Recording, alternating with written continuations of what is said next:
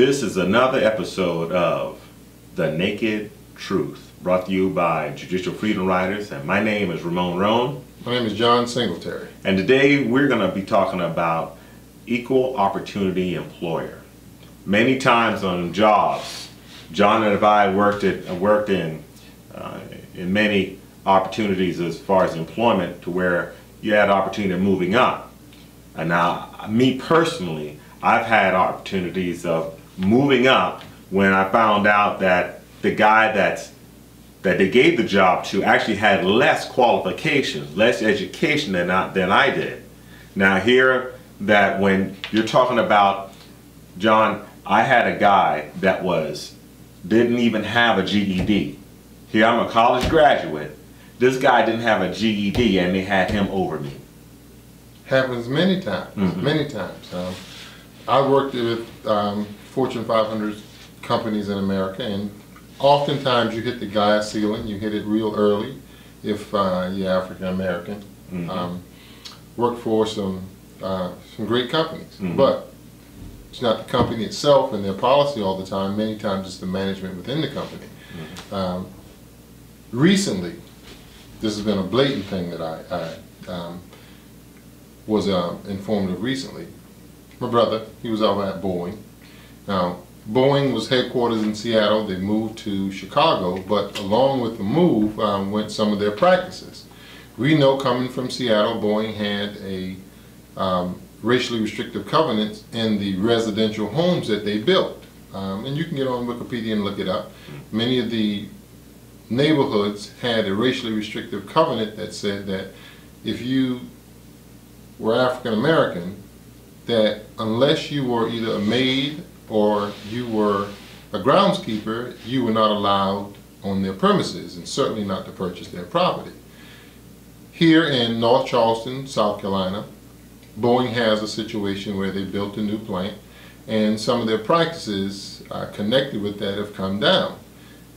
What I'm talking about particularly is that they've got managers at the Boeing site in North Charleston with a GED, several individuals who are African American underneath the white manager with the GED, with a college, who the African Americans have a college education, yet they allow that to continually happen.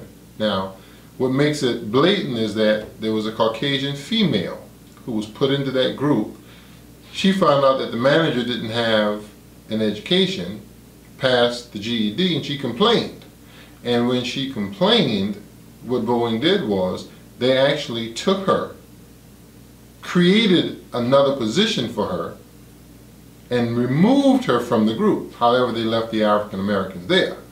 And so that's a blatant show of discrimination, because as we know, the Equal Opportunity Law says that promotions is one of the things that you have to look at, as well as the hiring practices. Right, I'll read it here for them here in a second, but just because South Carolina is a right-to-work state, that does not give them the right to violate your civil rights.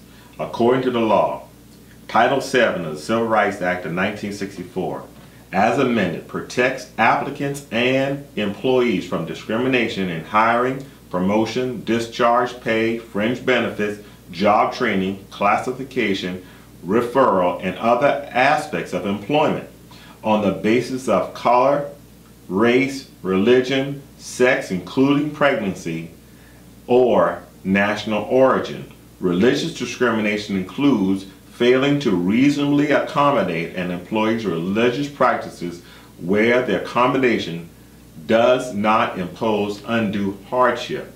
So just because you work in a right-to-work state does not mean that you lose your right to complain, or your constitutional right. Particularly when it's federal. I mean, that's exactly. federal law. It's a federal law. And if Boeing's got federal contracts and they are not complying with the law, then a part of that contract, when it comes to equal opportunity, gives not only the employees the right to complain, but the government, if you complain properly, then they have to investigate that, because they cannot continually violate that federal law and maintain those contracts. Well, John, also you have to we have to understand that you are in America.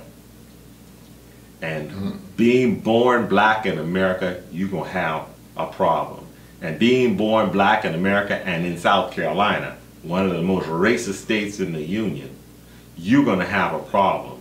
And many times what will happen is that should you complain, you're going to go to a justice system that is not friendly to those who complain about racism. No, it's vindictive and it retaliates. We're going to talk about that on the next segment. Yeah, we're going to hit that. We've got an order that came down from a judge, the Master and Equity Judge Mikhail Scarborough, and the order itself is going to prove to you the racism that still exists and the vitriolic types of things that happen. Well, stay tuned for our next broadcast of The Naked Truth. Remember, please, that July the 4th, July 4th, 2014, we will start a campaign for membership. We are trying to get 1 million members in 1 year for the Judicial Freedom Riders, www.jfrinc.org. It's $36 a year, and we're going to use the funds in order to address and due process and equal protection in the court system and advocate for justice. Not only civil justice, but even criminal justice. There are many African Americans and many non-African Americans that are convicted of crimes that they didn't commit and need that support from an organization that is not beholden to companies such as Boeing, such as Donald Sterling. You should read out of the video on that one there. But again, this has been The Naked Truth. Please rate, comment, and share this video with your friends. And please become a part of the Judicial Freedom Riders. Thank you very much.